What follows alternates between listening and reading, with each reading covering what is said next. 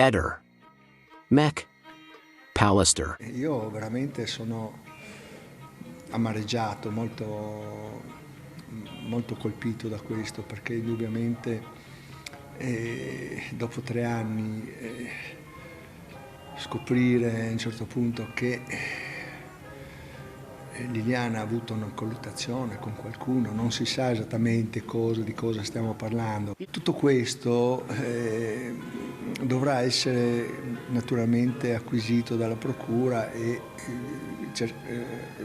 visualizzato e interpretato quello che la dottoressa Cattaneo depositerà entro il 15 di dicembre. I miei consulenti, il mio avvocato soprattutto, avrà più possibilità di vedere, di capire, come tutti gli altri naturalmente, di quello che potrà essere l'esito di tutte queste cose, cosa emergerà da tutte queste cose qua, se si tratta di un'aggressione, se si tratta di altre cose, non lo sappiamo questo. E comunque resta il fatto che comunque il decesso di Liliana, da quello che è emerso, è per asfissia. Lei è stata prima pestata e poi soppressa e poi tenuta da qualche parte e messa fuori bella mostra quando serviva. Sta venendo a galla, lo puoi scrivere pari pari, tutto quello che io dicevo 2 anni e 10 o 11 mesi fa. Punto. Non ci voleva tanta intelligenza, intanto si vedevano dalle foto 1 anno lontano che lei era stata pestata, non graffiata come è stato detto da qualche buon tempone che avrà sbattuto il viso sugli alberi andando a suicidarsi.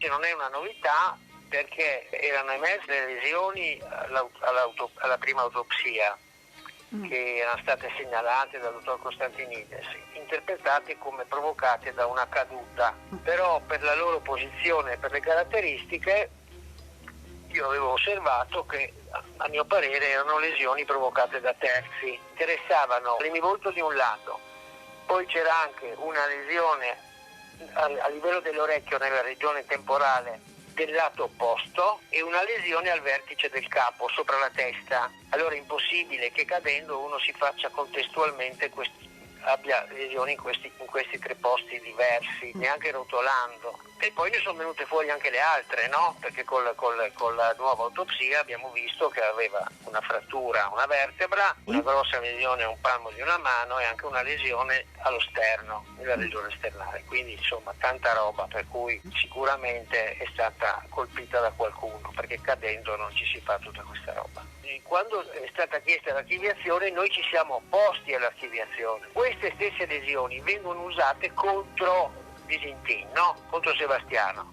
perché dicono è stata aggredita, quindi è stato lui, adesso la stampa parla di omicidio, questa è la via che ha preso.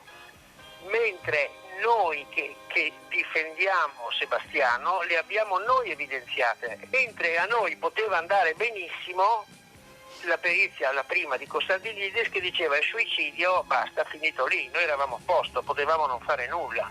Le condizioni di Claudio Sterpin sono stabili, certo lui non è del migliore degli umori perché vuole uscire, gli avevano tolto il lavaggio vescicale, poi però gliel'hanno dovuto rimettere, quindi ancora non può uscire dall'ospedale, speriamo si rimetta presto. Ehi, non dimenticare di iscriverti a questo canale.